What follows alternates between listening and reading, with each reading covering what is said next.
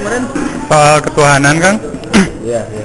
Ya, pagi ini saya akan membahas menanyakan tentang pada Kang Diki mengenai soal ketuhanan. Ya udah. Ya, Kang. Ya udah, yang kemarin kan saya nanya ke Kang tentang masalah ketuhanan dan ego ya, kalau nggak salah sih itu nanya. Definisinya dulu. Nah, definisinya ketuhanan kan saya kemarin dari berdasarkan kajian buku yang ditulis oleh seorang Chinese gitu, yang I Love You by God. Yang dimana buku itu kan menggambarkan Tuhan kepada anak kecil. Misalnya strawberry, Tuhan digambarkan lebih lezat daripada strawberry. Matahari, Tuhan lebih besar daripada matahari. Itu kan salah satu cara untuk memperkenalkan Tuhan, tapi secara non Islami menurut Akang kayak gimana, Kang? Makanya kalau menurut Akang kan definisi Tuhan itu adalah sesuatu yang disembah dan dipuja, sesuatu yang ditakuti, yang kita takuti, sesuatu yang kita prioritaskan, sesuatu yang membuat kita dapat melakukan sesuatu yang kita tidak suka. Ibadah misalnya nggak suka. Siapa sih yang suka ibadah di sini? Tanya, kalau secara jujur. Sholat aja nggak pada konsentrasi, berarti sebetulnya mereka itu tidak suka sholat. Kan perintah tapi kan? Memang perintah itu biasanya kita diperintah untuk sesuatu yang kita tidak suka. Misalnya ketika bangun tidur kita diperintah untuk gosok gigi, suka nggak? Nah, bangun tidur, misalnya kita disuruh mandi, suka nggak? Nggak, gitu kan. Bangun tidur, kita harus bersih-bersih kasur dan sebagainya, suka nggak? Nggak, kan gitu. Makanya perintah-perintah itu biasanya sesuatu yang kita tidak sukai. Karena perintah itu lebih cenderung ke arah otoritas si pemerintah itu sendiri. Begitu. Iya. Kalau dari jadi kebiasaan tuh tetap aja nggak? Kebiasaan, nah gini, kebiasaan. Kalau jadi kebiasaan, kan perintah itu perintah itu kan ditujukan agar kita membiasakan diri pada hal-hal yang baik. Nah, di contohnya gini aja, ketika kita sholat, Allah memerintahkan kita sholat. Sekarang di dalam Al-Quran ada nggak sholatlah kamu maka kamu akan masuk surga? Iya. Nggak ada. Tapi penolong, sholat sebagai penolong ada. Sabar dan sholat sebagai penolong. Nah, penolong dalam hal apa? Di dunia atau di akhirat? Disebutkan nggak di situ? Akhirat dong berarti. Dunia juga. Dua-duanya. Makanya di Al-Quran itu kan kita harus berpikir. Nah, kalau karena kita harus berpikir, makanya kita harus menerjemahkan secara global, secara garis besar semuanya, secara holografik.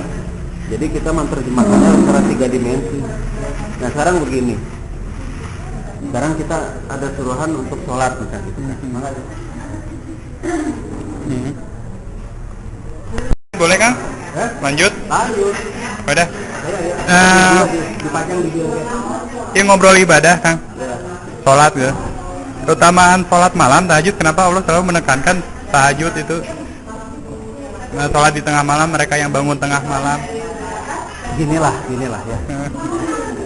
Sekarang sholat kita benar nggak? Sekarang gimana? Ini sholat sekarang sholat. Ya. Kenapa yang sholat itu diwajibkan di sholat itu Al-Fatihah? Ya kan dari Nabi nggak nyontohnya Al-Fatihah kan contohinnya. Berarti Nabi nggak ini dong. Allahumma sholli ala Muhammad wa ala ali Muhammad dong. Ya Allahumma sholli ala Ibrahim wa ala. Ya gitu. Nabi berani menyelawatin diri sendiri nggak itu? Gitu dah. Nah, eta. Ibunya Nabi nyelawatannya lira ke itu pancena sholatnya kada contoh di Rasul. Hari Nabi nyelawatannya lira tuh Bu. Dukanya bunya, duka. Orang mah turun temurunnya sholat orang mah bunya. Turun temurun warisan orang mah. Kan? Di kemas itu secara turun temurun ya bunya. Kalau gitu secara turun temurun orang mah. Dan soalnya ketentuan asli teu aya na aturan sholat orang masih kumaha teu aya. Gitu. Tidak ada aturan. Jadi begini, jurus-jurus sholat nggak ada di Al-Quran kan? Kan dicontohin aja gitu kan? Perintah sholat kan? Jurus teman kayaknya punya. Ayat di Al-Quran, bu, sholatlah kamu maka kamu akan masuk surga. Ayah ibu. Anu ayah wasta'inu bisabri wassalah, jadikanlah sholat dan sabar jadi penolong. Ya kan sholatnya kan sarana latihan, syarat nama mencegah keji dan munkar gitu. Itu dengan sarana latihan. Sholat itu sarana latihan. Jadi semuanya itu penuh dengan simbol-simbol. Kenapa ruku begitu, kenapa sujud begitu. Dan ternyata sholat memang itu sarana latihan untuk membuat kita jadi sabar, untuk membuat kita mampu menghadapi hidup. Jadi sholat itu fungsinya buat mendidik kita jadi manusia-manusia yang jauh lebih bagus dari sebelumnya. Tapi, nah itu ada tapinya. Gimana kita nggak akan maju-maju gitu? Sholat itu konsentrasi gitu kan? Sholat konsentrasi tuh ibu, intinya ada sering nama kaburo gini bu. Kaburo. Kunaon orang terbiasa konsentrasi. Kenapa kita nggak bisa konsentrasi? Ya banyak masukan. Salah. Apa? Karena kita akan konsentrasi pada sesuatu yang kita suka. Berarti pada dasarnya kita itu nggak suka sholat. Tidak suka kita sholat. Karena tidak suka, tidak konsentrasi. Coba kalau kita nonton, kita suka itu tontonan, konsentrasi, fokus.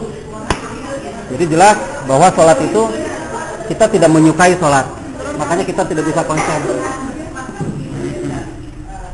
Kita bongkar aja sekarang. Nah sekarang kalau tahajud kenapa Allah menyarankan bangun di tengah malam gitu, mereka yang bangun di tengah malam? Itu ada penjelasan ilmiahnya itu. Tengah malam? Ya, ketika kita bangun tengah malam, ketika kita sedang enak-enak tidur dibangunkan, dan kita bangun untuk ruku dan sujud, nah itu dapat mempengaruhi happy messenger. Happy messenger itu serotonin, noradrenalin, happy messenger itu serotonin, noradrenalin, sama dopamin.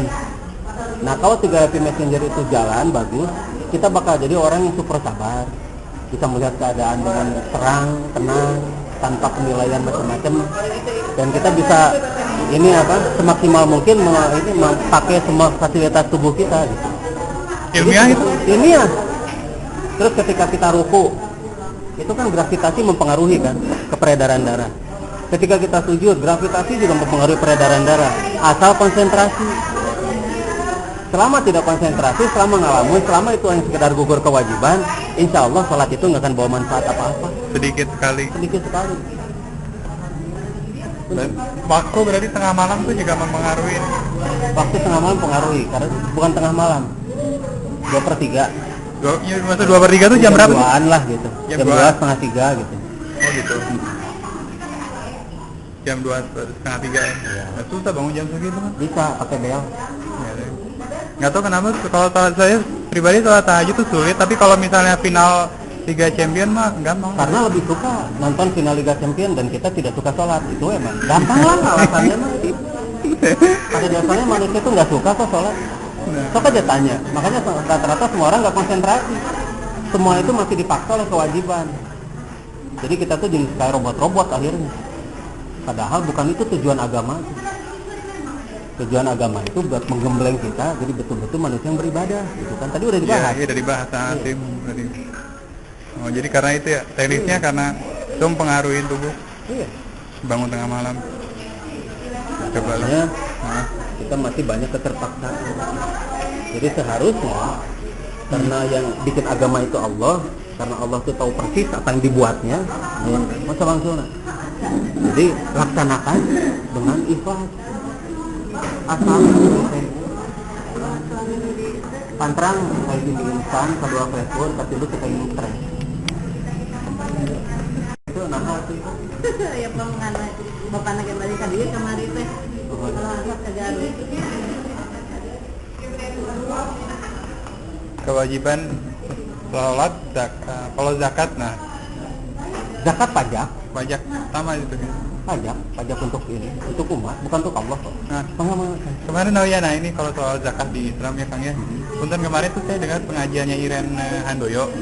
Nah, mereka tuh dia tuh sudah terus terang menyatakan kecewa sama orang Islam karena 2,5 aja yang diwajibkan itu ngentit, sementara orang umat Kristiani mereka bisa nyumbang sampai 10%. 10% mereka sampai 40% dari income mereka kan. Nah, kan itu kan program Kristen juga yang dimasukin ke itu. Jadi kita ngentit. Jadi mereka bikin umat Islam jadi begini, itu akibat sekolah. Jadi kikir. Iya. Kita diajarkan kok prinsip ekonomi di sekolah kan ya? Iya, diajarin mengeluarkan sekecil-kecilnya dapat sebesar-besarnya. Kan agamanya jadi gitu kita. Itu masalah sekolah kata saya juga. Bisnis itu. Iya. Kita diajarkannya begitu kok. Ajaran Islamnya ditinggalin gitu. Udah, jadi begini. masuk zakat ya? Udah nggak diinalitan. Enggak Insya jalan. Allah. Oke gitu zakat. Iya, salah sendiri, itu bukan salah Islam, itu masalah kurikulum. Karena kita disekolahkan dengan prinsip-prinsip yang jauh dari keislaman. Jadi itu. Akang percaya, nah itu salah satu hukum juga katanya ada orang yang beranggapan kita memberi 1 ke orang lain secara ikhlas, kita akan mendapatkan 10. Jadi seperti hukum Jangan menabur mikir ke menuai. situ. Jangan mikir ke situ. Jangan mikir ke dapat 10-nya, beri aja. Beri aja. Udah, habis perkara. Kayak kita BAB aja, buang air besar. Tapi kadang-kadang kepikiran kan. Ya, Biarin aja kalau kepikiran, kadang-kadang terlintas gitu. ya terlintas tuh kalau kita nggak ada yang dipikirin. Kan biasanya kalau di kamar mandi kan kadang-kadang di WC itu sambil baca, sambil ini, sambil itu kan. Oh gitu. Iya. Jadi kalau terlintas biarin aja lah ya.